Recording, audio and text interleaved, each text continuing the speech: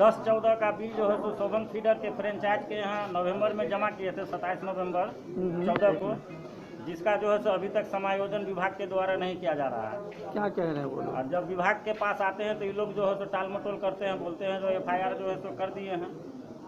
जैसे जो है सो FIR के माध्यम से जो है सो फ्रेंचाइज का जो है तो रिकवरी जब होगा तो आप लोगों का पैसा माइनस होगा। इस ढंग से ये 5 महीना से टहला रहे हैं। ऐसा कह रहे हैं विभाग के लोग। जी। आपने वहाँ पे फ्रेंचाइजी के पास पैसा जमा किया था। जी जी। तो उसको ये लोग मानने नहीं दे रहे हैं कि आपने नहीं, मान तो दे रहे हैं, हाँ। लेकिन अभी तक माइनस नहीं कर रहे हैं, समायोजन नहीं हो रहा है पैसा। क्या कह रहे हैं कि माइनस क्यों नहीं करेंगे? क्या जब तक जो है सो फ्रेंचाइज पैसा यहाँ जमा नहीं करेगा तब तक जो है सो ऐसे ही चलता रहेगा। बस इन लोगों का यही थ्योरी है। बिजली का समस्या, मैं भी वही शोभन फीडर के फ्रेंचाइजी के तहत नवंबर 14 में बिल जमा किया था। क्या नाम से आपका कनेक्शन है? चंदर ठाकुर। और घर कहाँ हुआ आपका? घर सीसो पश्चिमी। जी जी, हाँ बोलिए। तो वो अभी तक माइनस नहीं हुआ। माइनस नहीं हुआ। यहाँ पे विभाग आने के बाद बताया जाता है कि उस पर FIR किया हुआ है, वो जब भी आ जाएगा वो माइनस हो जाएगा। आप कब से इस चीज को लेके यहाँ का चक्कर लगा रहे हैं? 3 महीना से। 3 महीना से आश्वासन दिया जा रहा है लेकिन कोई फायदा नहीं हो रहा है, कोई कार्रवाई नहीं हो रही है। आज अहमद के नाम से बिल का कनेक्शन है जी। किस गांव का? शोभन फीडर में। शोभन फीडर में। गांव कौन सा हुआ आपका? शोभन। जी। क्या तकलीफ क्या है अभी आपको? उसमें फ्रेंचाइजी के द्वारा जो है 2014 में 11-14 में जमा किया गया था।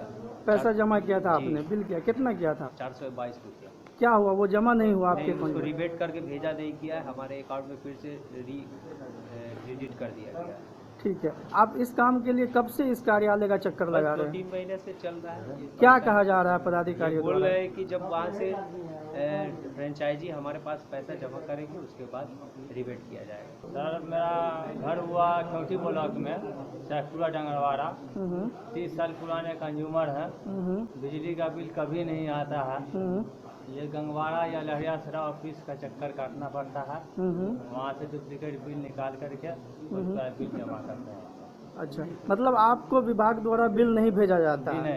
आप बिल खुद का जमा करने के लिए लहरियासराय या यहाँ या फिर और किसी जगह चक्कर लगाते हैं, तब आपको बिल मिलता है, फिर आप जमा करते हैं? क्योंकि में भी ऑफिस है लेकिन वहाँ डुप्लीकेट बिल निकलता नहीं है, इसलिए जमा हो नहीं पाता है। जी चाचा, आपकी क्या प्रॉब्लम है, क्या समस्या है? समस्या ये है कि हम लोग कनौर गांव है जी, हमारा हरिहरपुर पश्चिमी में घर है जी। वहाँ से हम लोग को जो है तो यहाँ बिल एक आदमी के हाथ भेज दिया जाता है। अब वो जाता है तो 10-10 रुपये लेकर के तो बिल देता है। अच्छा। और उसके बाद कोई पैसा लेने वाला नहीं है, तो कोई यहाँ के देता है, कोई जो है लहरियासराय जाके जमा करता है। नतीजा ये हो जाता है कि आदमी के पास जो है तो दुनिया का पैसा हो जाता है, दे नहीं पाता है। मतलब बिल आप लोगों को ढंग से नहीं मिल पाता है, जिस कारण से आप लोग बिल जमा नहीं कर पाते हैं। सालों साल आपके ऊपर बिल जो है वो चढ़ता रहता है। बिल भी अगर गड़बड़ा जाता है, पूरा गांव जो है S1 चलता है, S2 का बिल बना के भेज देता है।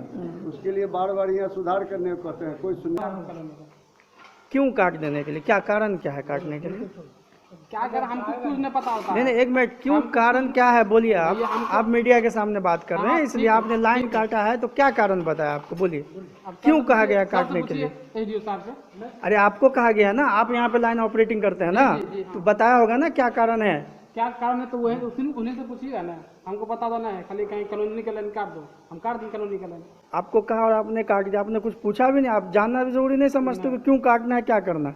जी आप बताइए सर, आप क्या कहना चाहते हैं? कहना चाह रहे हैं कि बिना वजह का लाइन काट दिया गया है कॉलोनी का, जिसमें कोई औचित्य नहीं बनता है, लाइन सही स्थिति में है, काट दिया गया है।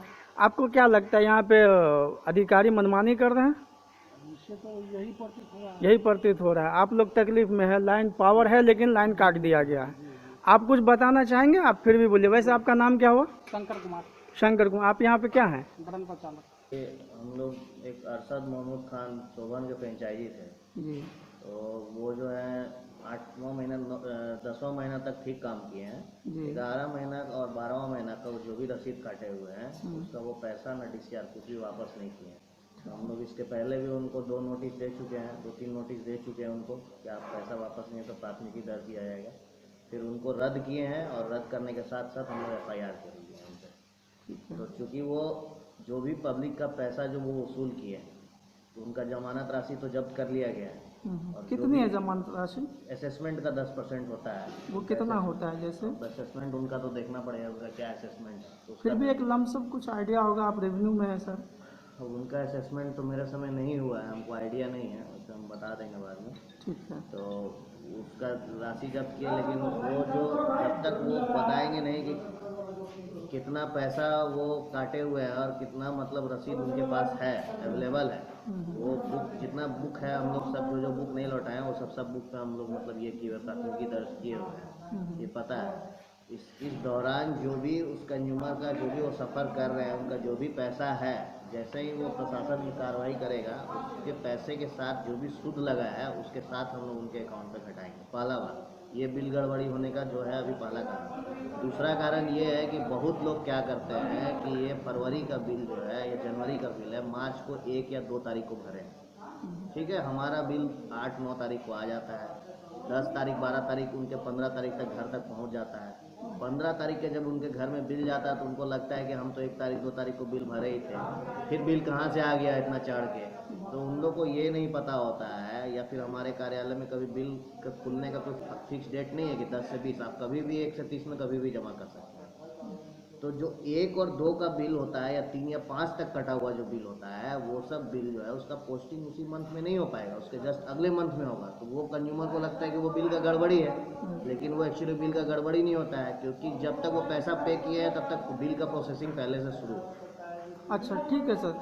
कई बार ये देखा जा रहा है, कई कस्टमर के साथ ये समस्या आ रही है कि एक ही महीने में उनके ऊपर यूनिट चढ़ जाता है, सपोज काफ़ी ज़्यादा हो जाता है बिल, 2000-3000 रुपये का आ जाता है। ये क्यों हो जाता है? पहले क्या होता था कि मीटर का रीडिंग नहीं होता, अब हमारा जब से कंपनी बना तब से मीटर का रीडिंग हम लोग रेगुलर करवा रहे हैं। तो मान लीजिए कि पहले जो कंज्यूमर थे जिनका मीटर का रीडिंग नहीं होना, उनका एमएमसी पे बिल बनता था 40 यूनिट पर मंथ पे, डीएस के कंज्यूमर हैं तो अगर। अब क्या हुआ कि किसी कंज्यूमर का अभी मान लीजिए मीटर में रीडिंग 2000 यूनिट है, लेकिन उनका जब तक वो एमएमसी बिल पे किए हैं वो मान लीजिए 500 या 800 यूनिट है, तो 2000 में 800 यूनिट घटाने के बाद 1200 यूनिट का जो बिल बन जाता है वो एक्चुअल मीटर रीडिंग पे, वो बिल इस मंथ में मान लीजिए अगर ऐड हो जाता तो उनको लगता है कि हर मंथ तो हम 200 रुपया दे रहे थे, इस मंथ हम कैसे 10,000 रुपया दे रहे हैं या 4,000 रुपया दे रहे हैं या 5, लेकिन ये उनको नहीं पता है कि उनका ये कंज्यूम्ड यूनिट है जो उनसे मंथली नहीं लिया गया।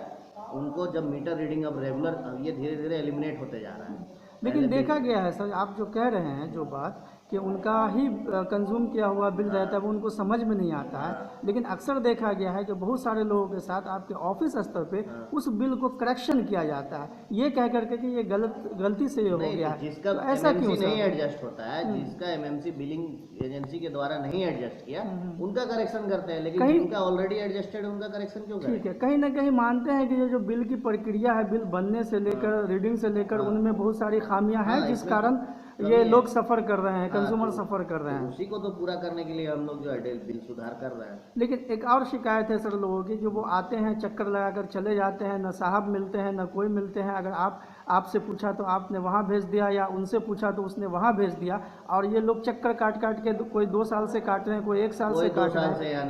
एक मुद्दा है गैरपुर का, इस बारे में हम जानना चाहेंगे सर। गैरपुर की एक महिला है जिनके नाम पे कनेक्शन था, 2012 में उसने कनेक्शन लिया था और 2013 में उसके यहाँ छापा मारा गया और उनको ये घोषित किया गया कि ये चोरी से बिजली का उपभोग कर रही थी और उनके ऊपर FIR कर दिया गया।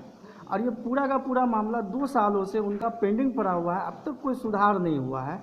क्या कारण है सर कि एक जेन्युइन कंज्यूमर के घर बिना किसी छानबीन के रेड कर दिया जाता है और उनको जो है चोर घोषित करके उनके ऊपर FIR कर दिया जाता है? नहीं, सबसे पहला रीजन तो ये है कि अभी फिलहाल कुछ दिन पहले भी हम लोग गैरपुर पे छापामारी किए थे। छापामारी के दौरान जो है हमारे पास जितना भी समय होता है 20-25 मिनट 30 मिनट, उस दौरान हम लोग ये जानने की कोशिश करते हैं कि आपके पास बिजली का कागज है कि नहीं।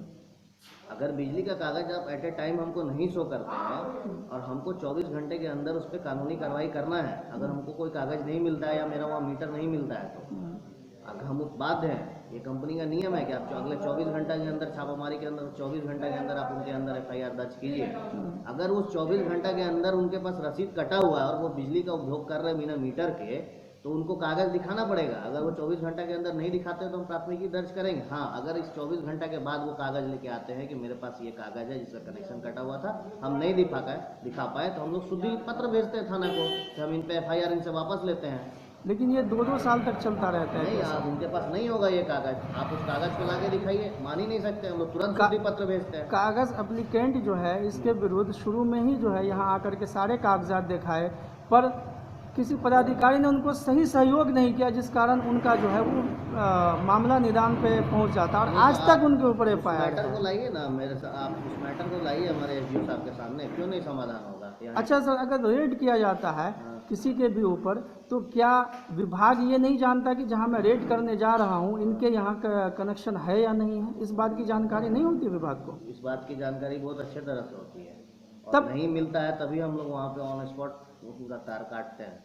फिर भी हम लोग उनके सेटिस्फेक्शन के लिए या अपने सेटिस्फेक्शन के लिए जरूर पूछते हैं कि आपके पास कागज है या नहीं। सर एक सवाल कि अगर कोई DS कंज्यूमर है, कोई DS कंज्यूमर है और वो जानकारी के अभाव में या किसी भी तरीक़ा से कमर्शियल यूज़ करता है, उसके ऊपर रेड होता है, रेड में ये कहा जाता है कि ये चोरी कर रहे थे बिजली का, और अगर वो अपना DS कंज्यूमर जो है उनका DS1 कंज्यूमर वो शो करते हैं, तो उस स्थिति में उसके ऊपर किस तरह का फाइन आपका विभाग करती है, क्या नियमानुसार है? सबसे पहला बात तो ये है कि अगर वो DS का कंज्यूमर ऑलरेडी एग्जिस्ट कर रहे हैं और बिना कोई इन्फॉर्मेशन के वो अगर NDS का यूज़ कर रहे हैं, विभाग को अगर किसी तरह का ना जानकारी देते हैं ना कोई टैरिफ चेंज करवाते हैं, तो उनको बिजली का चोरी ही समझा जाएगा। Avenue the path of success. अब तक एवेन्यू से हमारे ITI में 40, स्लाइट में 50, दिल्ली पॉलिटेक्निक में 70, बिहार पॉलिटेक्निक में 250 से अधिक और झारखंड, अलीगढ़, जामिया, मानू पॉलिटेक्निक प्रवेश परीक्षा में सैकड़ों छात्र छात्रा हुए सफल छात्र छात्राओं ने दिया पॉलिटेक्निक गुरु का सम्मान। Problem solving, group discussion, personality development, analysis classes with more than 80% top faculty from Mithilanchal. सैकड़ों छात्रों ने पूरे किए अपने ख्वाब। आप भी चुन सकते हैं तरक्की Avenue the path of success के साथ।